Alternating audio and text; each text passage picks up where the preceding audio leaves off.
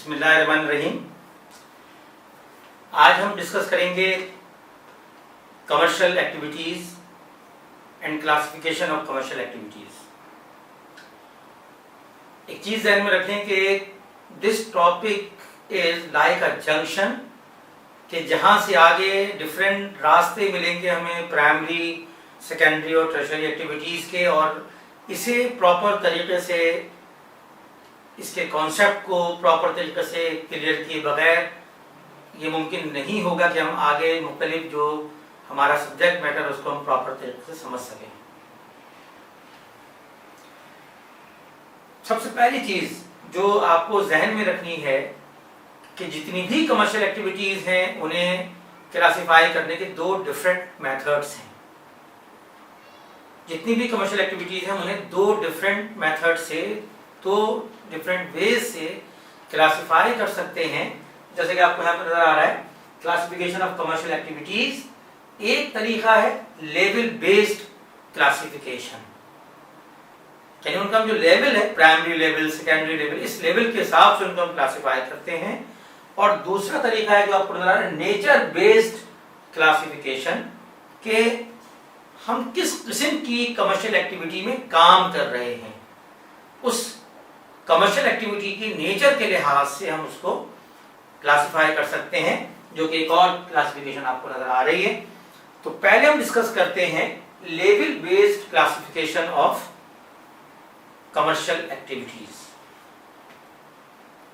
Level based classification में all over the world आप सब जानते हैं कि एक्टिविटीज को तीन हिस्सों में डिवाइड किया गया है: primary activities, secondary commercial activities and tertiary activities.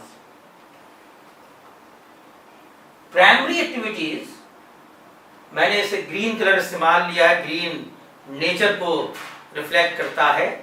Primary activities जैसा कि आपको नजर आ रहा है यहाँ पर, वो तमाम कमर्शियल एक्टिविटीज जिनका ताल्लुक प्रोक्योरमेंट ऑफ नेचुरल गुड्स से है।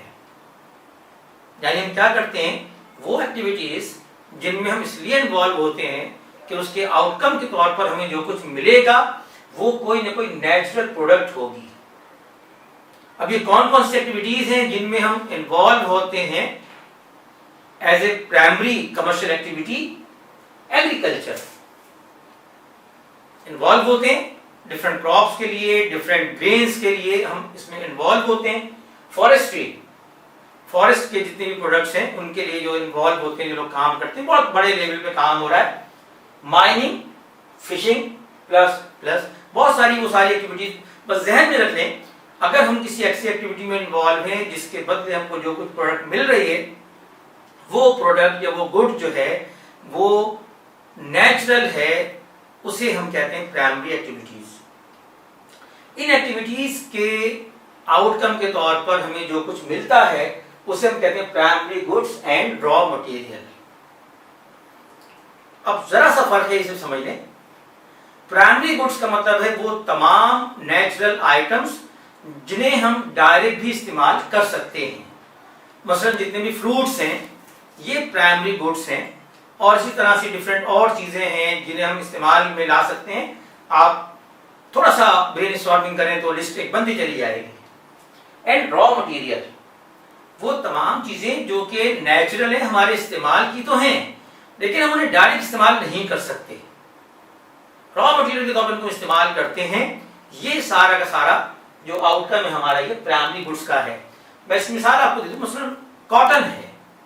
अरे कॉटन हमारे डायरेक्ट काम की नहीं है, हम उससे रेयॉन बनाते हैं, धागा बनाने के बाद फिर उससे कपड़ा बनाकर फिर उसकी डाइंग और डिजाइनिंग वगैरह करके फिर हम गारमेंट्स तक का पूरा प्रोसेस, उसके बाद हम उसे इस्तेमाल करते हैं।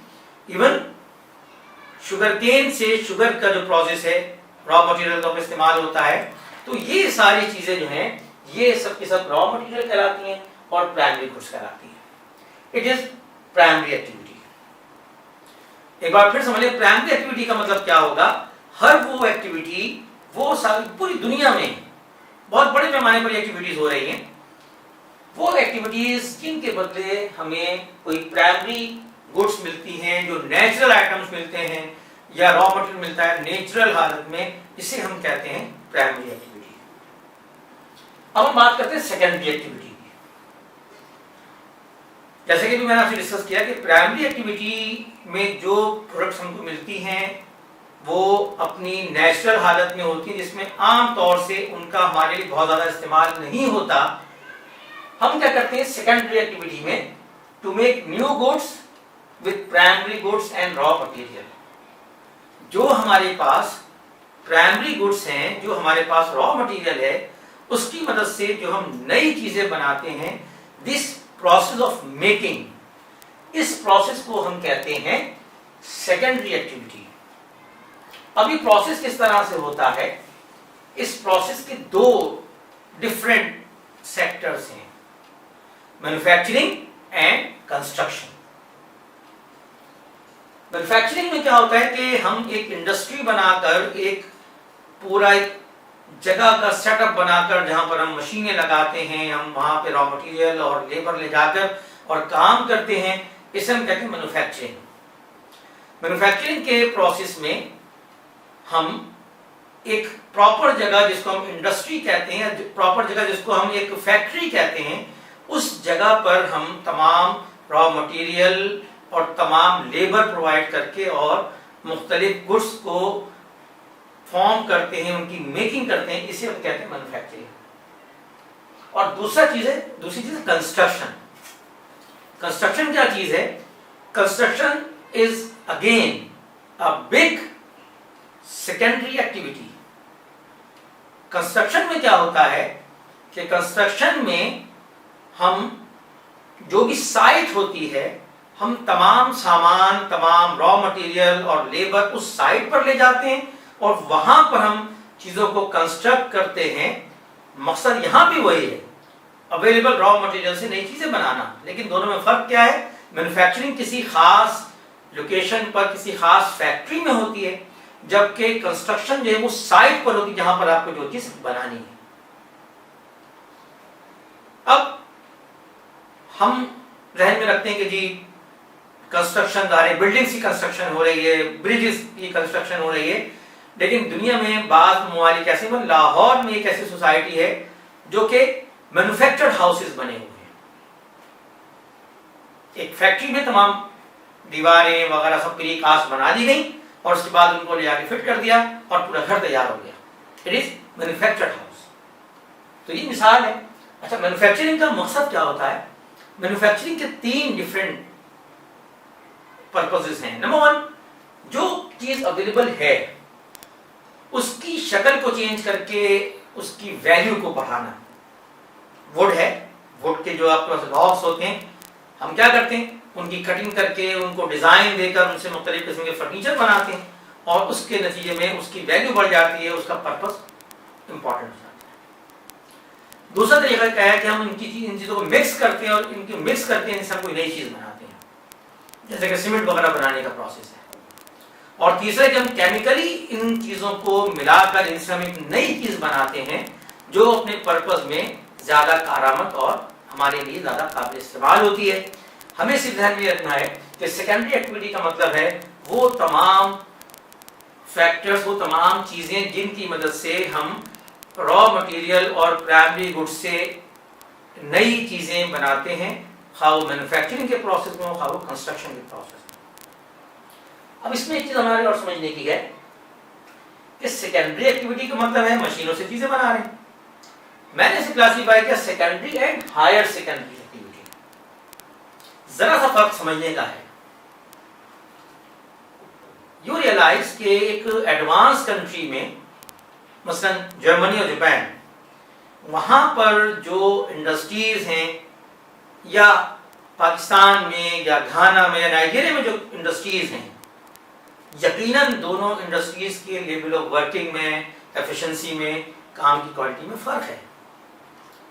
तो मैं ये समझता हूं कि higher secondary activity, if the manufacturing process और construction process going with the latest technology, अगर हम इस मैन्युफैक्चरिंग और कंस्ट्रक्शन के प्रोसेस को लेटेस्ट और अपडेटेड टेक्नोलॉजी के साथ कर रहे हैं, तो ये हायर सेकेंडरी एक्टिविटी कहलाएगा। यही वो डिफरेंस है कि जहां हम ये डिसाइड कर सकते हैं कि मैन्युफैक्चरिंग का ये प्रोसेस जो है वो किसी थर्ड वर्ल्ड की कंट्री में हो रहा है या किसी एडवांस कंट्री में हो रहा है। It is about secondary level activities. Now comes tertiary activity. Tertiary activity वाला सेक्टर वो डिस्प्यूटेड सेक्टर है जिस पर खुद मैंने भी जब भी देखा लोगों की मुख्तलिफ राय थी और लोग बड़े कंफ्यूज होते हैं इसको डिस्कस करते हुए, लेकिन मैंने इसे अपनी प्रैक्टिकल लाइफ में जगह जगह ऑब्जर्व किया, इसको अप्लाई किया और उसके बाद फिर आपके साथ भी शेयर कर रहा हूं। देखिए, प्राइमरी सेक्टर में हम नेचुरल गुड्स और रॉ मटेरियल को हासिल करते हैं। सेकेंडरी सेक्टर में जो चीजें पहले से मौजूद हैं उनसे हम कुछ और चीजें बनाते हैं, यानी जो कुछ हम कर रहे हैं वो फिजिकली नजर आता है। जबकि टर्शियरी सेक्टर में हम कोई चीज बनाते नहीं हैं, हम ना मैन्युफैक्चरिंग कर रहे हैं, ना हम कोई चीज नेचुरल चीज किसी को हम हासिल कर रहे हैं। हमारा जो सर्विस टर्शियरी सेक्टर है इसका ताल्लुक है सर्विसेज से। ये सर्विस सेक्टर कहलाता है। यहां हम लोगों को सपोर्ट करने के लिए अपनी दो चीजें ऑफर करते हैं, एक अपना टाइम, एक अपनी एक्सपर्टीज। और इस टाइम और एक्सपर्टीज के अगेंस्ट हम उन्हें ऑफर करते हैं जिसके बदले हम इनकम हासिल करते हैं। ये कहलाता है टर्शियरी सेक्टर। टर्शियरी सेक्टर का मतलब क्या है? वो सेक्टर जहां पर हम सर्विस देते हैं। नेचर ऑफ जॉब के लिहाज से इस टर्शियरी सेक्टर को मैंने 3 हिस्सों में क्लासिफाई किया है। डायरेक्ट सर्विस सेक्टर, जिसको हम कहते हैं direct service providers, quaternary activities and quinary activities. अब इसे जरा समझने की जरूरत है। सर्विस सेक्टर का मतलब है वो सारे लोग जो दूसरे लोगों के लिए सर्विस प्रोवाइड कर रहे हैं। अगर आप प्रैक्टिकली इसको समझें तो ये सेक्टर 3 चीजों पर मुश्तमिल है। डायरेक्ट सर्विस प्रोवाइडर्स, वो लोग जो कि डायरेक्ट सर्विस दे रहे हैं, जो डायरेक्टली इन्वॉल्व हैं दूसरे लोगों को सर्विस देने में। मसलन सेल्स में, किसी शॉप पर, किसी सुपर स्टोर पर, किसी भी जगह पर जो सेल्समैन है वो डायरेक्ट कस्टमर के साथ कांटेक्ट में है और वो उनको चीजें प्रोवाइड कर रहा है, उनको सपोर्ट कर रहा है। कैशियर, किसी बैंक का जो कैशियर है, जो भी अकाउंट्स के लोग हैं, वो डायरेक्ट इन्वॉल्व हैं पब्लिक डीलिंग में। तो पब्लिक डीलिंग जो है वो डायरेक्ट एक सर्विस सेक्टर है। टीचर्स, किसी स्कूल में या किसी कॉलेज में जितने भी टीचर्स हैं वो सब के सब डायरेक्ट इन्वॉल्व हैं उस टारगेट मार्केट के साथ जिसको आप स्टूडेंट्स कहते हैं, और वो उनको पढ़ाने का काम करते हैं। इसी तरह से डॉक्टर्स जितने भी हैं, सारे डॉक्टर जो हैं, इनका भी पर्पस क्या है कि डायरेक्ट जो है वो पेशेंट्स के साथ इंटरेक्ट होते हैं, सारा काम कर रहे होते हैं। इस तरह से मेडिकल स्टाफ और जितना भी है ये सब के सब डायरेक्ट सर्विस प्रोवाइडर्स हैं। दूसरे मरहले पर हम आते हैं quaternary activities management. Quaternary activity का ताल्लुक है वो सारे लोग जो इस पूरे डायरेक्ट सर्विस सेक्टर को मैनेज करते हैं। किसी सुपर स्टोर का फ्लोर मैनेजर, किसी कॉलेज या स्कूल का प्रिंसिपल या हेडमास्टर, किसी बैंक का मैनेजर। आप देखिए सारे लोग जो हैं, इनका मेन पर्पस क्या होता है कि ये अपने उस पूरे स्टाफ को, अपनी उस पूरी टीम को, उनकी वर्किंग को लुक आफ्टर करते हैं, उनको ऑर्गेनाइज करते हैं। ये क्वार्टनरी स्टेप है। जितने भी मैनेजर्स हैं, प्रिंसिपल्स हैं, इंचार्ज हैं, ये सारे पार्ट ऑफ इस क्वार्टनरी और मैनेजमेंट साइड। इसके बाद हम देखते हैं जो हमारा तीसरा सेक्टर है वो क्वाइनरी एक्टिविटी, जिसको मैंने कहा हाई अप्स। वो सारे लोग जो ओनर्स हैं, जो डिसीजन मेकर्स हैं, जो प्लानर्स हैं, इंटेलेक्चुअल्स हैं, डायरेक्टर्स हैं, बोर्ड ऑफ डायरेक्टर्स हैं, ये वो सारे लोग हैं जो कि क्विनरी एक्टिविटी से ताल्लुक रखते हैं, जिनका ताल्लुक डिसीजन लेने से होता है, जो कि डिसाइड करते हैं कि करना क्या है। किसी भी जगह पर अप्लाई करें, आपको आसानी से ये चीज क्लियर हो जाएगी। हबीब बैंक की मिसाल ले लें। एक बोर्ड ऑफ डायरेक्टर्स है जो कि इस हबीब बैंक के पूरे नेटवर्क को कंट्रोल करता है। They are the quality people कि डिसाइड करते हैं कि जी इस तरह से बैंक चलेगा, सैटरडे को ये टाइमिंग होगी, संडे को ये टाइमिंग होगी। इस तरह से ये सारी चीजों को बैलेंस करते हैं। ठीक है। इसी तरह से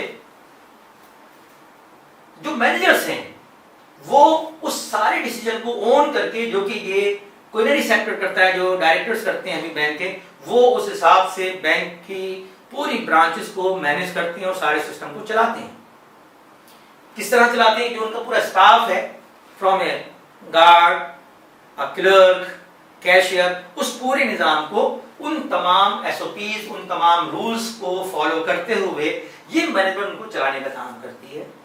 इसी तरह से किसी स्कूल या कॉलेज में जो प्रिंसिपल और उनका जो स्टाफ है वो सारे टीचर्स की क्लासेस का हिसाब, बच्चों से फीसें लेने का सिस्टम, ये सारा कुछ डिजाइन करता है अपने ओनर्स या मालिकान की मदद से, उनके फैसलों की रोशनी में।